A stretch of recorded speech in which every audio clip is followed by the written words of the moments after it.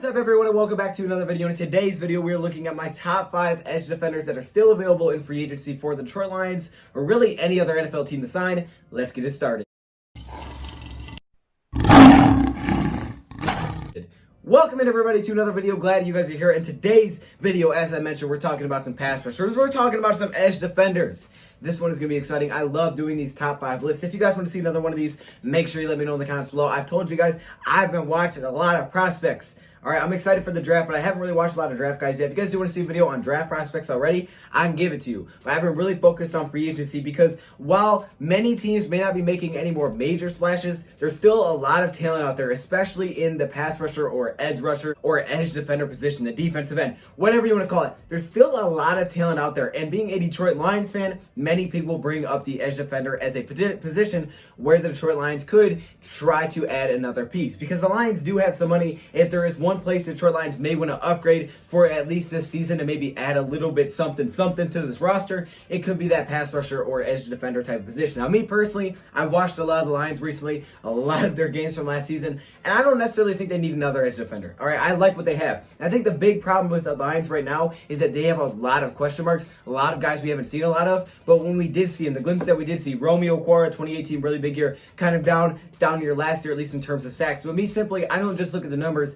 I go back and watch these guys. Austin Bryant didn't play in tons of games last year. I think he had like 8 combined tackles. But when you watch him, you see him flash here and there. Deshaun Hand only played in 3 games last year, but we saw in 2018 and he was really good. You bring in Nick Williams, so you got new guys. You got guys with injury history. You got a lot of question marks, and that's why a lot of people bring up the pass rusher position, in my opinion. But I do think the Lions are okay where they're at now. The Lions aren't consistently having 4 guys on the defensive line, so I'd be okay with them not bringing another defensive lineman because they mix in a lot of these guys with the versatility to drop into coverage, to play like a linebacker, and that's what I see out of Austin Bryant, Romeo Okwara, who is super underrated with his athleticism, by the way. No one talks about this guy. There's probably going to be a video coming up on this guy as well soon. I do like the potential of Jarrad Davis. I know some people bring up that you want to push him to edge. He's done it before. The dude's played edge rusher before. He's kind of mixed some time. Sometimes he's not playing. He doesn't start. He's taken out of the rotation. You see guys like Jalen Reeves-Maybin step in. Other times you see him drop down to the edge role. He's played a lot of different positions, but I like the versatility the Lions have. But if you simply want another pass rusher that has proven maybe somewhere else to bring into this team,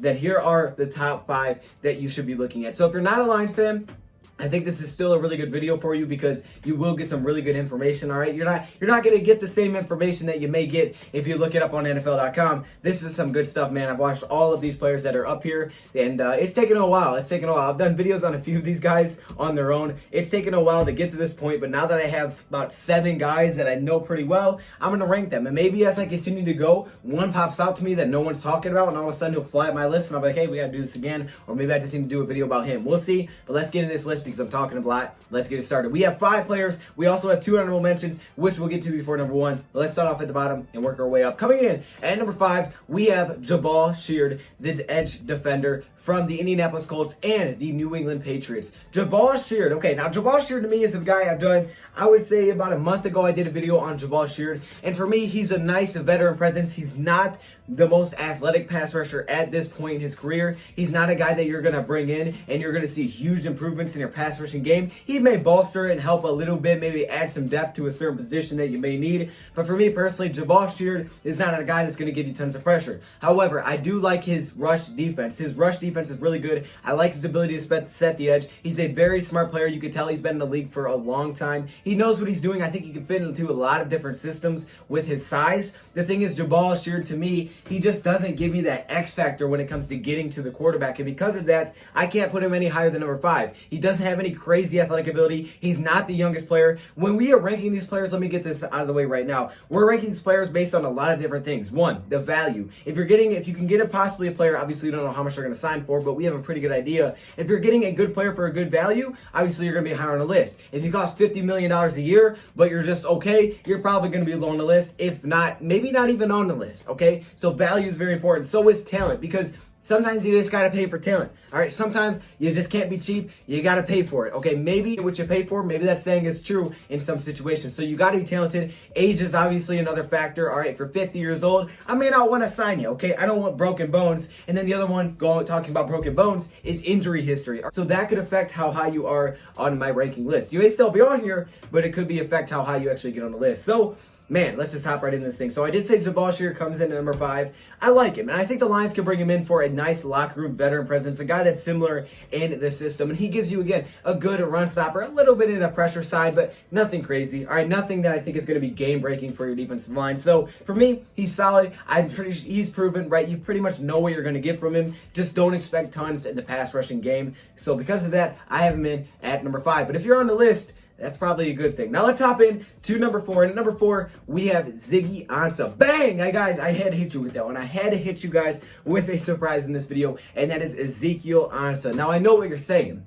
This dude had 2.5 sacks last season for the Seahawks, and he's always hurt. Yes, those are 2 big problems. Look, last year for the Seahawks, he definitely had a little bit of a down year, and I don't think he was utilized the exact same way that he was with the Detroit Lions. Just a few years ago, we saw this guy get 12 sacks in a season, and he was looked at as one of the best pass rushers, but unfortunately, that injury bug has caught on to Ziggy Ansah, and he's been dealing with it for a while now. He's on the other side of 30, so that's another big concern, and that's why I'm not putting him any higher than number 4. I can't get him into the top 3 because of that. However, when I watch Ziggy Ansah, I don't think the numbers tell the full story. I think if you go back to 2018 when he was in a better system fit, I guess this is more for the Lions here, Ziggy Ansah is talented. This dude is very, very talented. He's still very talented. I like him more as a pass rusher than I like Jabaal Shenault. The big problem, once again, is the injury issues. This guy is hurt a lot. He's not going to miss every single game, but he may only play in like 10 a season. And if you're only getting 10, you have to take that in consideration that, hey, you're going to miss a few games from this guy if you sign him.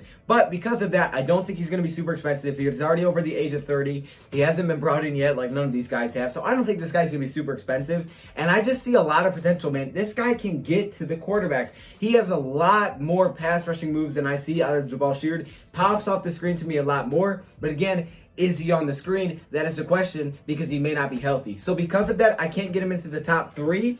I really consider putting him at number 5. I really consider not even putting him on the list. But man, this guy pops out to me. And if even that 2018 form with the Detroit Lions, he only had like 4 sacks. But to me, it's deeper than numbers. You have to look past the numbers, because it depends on the system that you're in that your numbers can go up. It depends how much a team is blitzing you. There's a lot of factors that go into it. So for me, I have him at number 4. If you simply want a guy that can get to the quarterback for cheap, that's Ziggy Ansah. Because while there may be questions and his injury history, if he is on the field, you can bet that this guy is going to give you a little something in that pass rushing attack. He can be a nice rotational player. He won't be super expensive. So Ziggy Ansah comes to number 4. I had to hit you guys with a surprise. What's the top 5 list without a surprise? Now let's hop into the top 3. And at number 3, I have Marcus Golden. Now for me, Marcus Golden, I didn't love it. I actually like pass rushing moves better from Ziggy Ansah than Marcus Golden. I watched Marcus Golden a few weeks ago, maybe not even a week ago, and we did a video on him. Personally, for me, I didn't love his pass rushing moves. I felt like he was very, very limited in that aspect. Didn't mix in a lot of different things. He simply just tried to run to the quarterback, maybe just beat the offensive lineman off the scrimmage. He wasn't super powerful, and it's weird because if you simply look at his stats, this is why I'm saying you got to look deeper than just stats.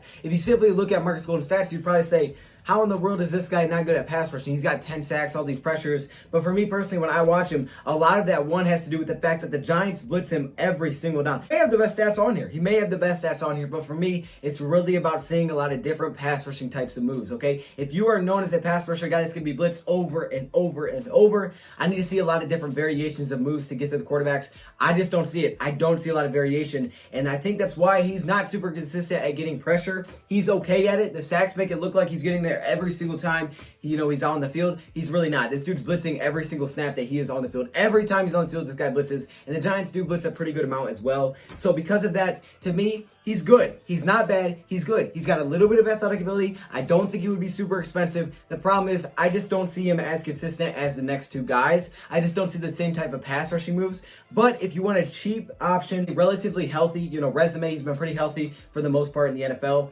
And, hey, if you're going to utilize him a lot to blitz, then maybe he'd be fine for you. I think he's a good rotational player as well. He's all right. He's not bad. He's top 3. If you're number 3, that's good. That's definitely a good thing. So I'm definitely giving him some praise here as well. I just don't think I could put him over 1 and 2. I mean, I think there's definitely a line. Well, it goes 1, 2, and then there's a line. And then there's like a space, and then there's the next 3. That's how I look at this right now. So for me, Marcus Golden, you're not a bad player. You're a good player. You're coming in at number 3. I just see a lot of inconsistencies with the pass rushing moves. He hasn't been signed yet, and it may be kind of tough to bring this guy in because there's basically a deadline to do it. So we'll see if anyone does. But for me right now, I have him in at number 3. Now let's hop into the honorable mentions right here, because I think if I go 1 and 2 now, you're going to know who number 1 is. If I tell you 2, you're going to know number 1, and it's really only down to 2 guys. So the question is, who is 1 and who is 2? So let's hop into the honorable mentions first. The first honorable mention is Clay Matthews. Now Clay Matthews, definitely not the youngest guy, and that's one of the main reasons he is right here. He's well over 30, closer to 40 than 30, and because of that, Clay Matthews' age is the main concern here. He's not bad. He still gives you a little bit of production, nothing like he used to give you, but he's not bad. I mean, maybe like a 1-year deal if you do believe in him. I think he's got maybe a little bit more than Terrell Suggs has in the tank. But for me personally, man, that age is just really concerning. So I couldn't get him into the top 5. I just could not do it. But he would be pretty cheap. And he's proven. He's been in the league for a while. He knows what to expect. So he's probably a really smart player defensively. And then the other one is Michael Bennett as well. Pretty much an older guy, 34 years old, I believe, at this point. Not bad. The numbers aren't terrible. I just don't think I can get him in the top 5. I mean, who would I? You have to replace him with somebody. There's no way I can put Michael Bennett in the top 5. So now, let's hop into the number 2 position. Now, I think these guys could be changed. I think you could flip these guys depending on which team you are. If you are a team that wants a long-term pass rusher, a younger guy that's going to last for a long time, maybe you put one guy there. If you're a team that wants to win now, maybe you just need a short-term guy to help you this season to let some guys develop. Maybe that guy makes more sense. So for me, coming in at number 2, I have Jadeveon Clowney. Look, I think Jadeveon Clowney and Everson Griffen, the comparison there is really, really hard to make. I've done a video on it before. You guys can definitely go look at it. Yes, they play similar positions and they're looked at in similar ways because, you know, their job is very similar. But for me, Everson Griffen and Jadeveon Clowney don't play very similar. Their play styles are way, way different. I look at a guy like Jadeveon Clowney, I see an athletic player that can bounce around, play different linebacker spots. That's a good pass rusher. He's good against the run. Just does a lot of different things, way more athletic, way more versatile. And then I look at a guy like Everson Griffen. I'm looking at an older guy that's been in the league for a while. I know what I'm going to get. It's pretty consistent. I'm not going to move him around. I'm going to set him at position. I'm going to leave him there. He's not getting off the D line, and he's coming to the quarterback every single time. So for me, it really depends on which one you value. If you are a team that wants a long-term pass rusher that you can lock up for a while, maybe to just add with some other good defensive linemen you have, depending on the scheme as well. How many defensive linemen are you bringing? Do you have a defense that utilizes these guys to move around to different positions? Then I'm looking at Jadeveon Clowney, right? If I want a long-term deal, looking at Clowney. And if I want a guy that's short-term for the Lions, for me personally, as a Lions fan, if I want a short-term guy that's going to help out now, wait till some other guys develop, give me some help now, help win now, that's Everson Griffen, because I know what I'm going to get. The consistency is off the chains every single year, year in and year out. He's usually healthy. When he wasn't healthy, that was the only dip we really saw in his stats. Year in and year out, you know what you're going to get from Everson Griffen. The technique is off of the chains, man. This guy's got a beautiful technique, a great spin move that he sets up by rushing the offensive tackles outside, getting some good leverage there, and then hitting him with that swim move. He just makes a lot of plays, man. He's very consistent, technically sound, and the price would be way, way cheaper. I mean, that's the main reason he's at number 1, and I don't have Clowney there. Because for a lot of teams, I think it makes more sense to go get Everson Griffen.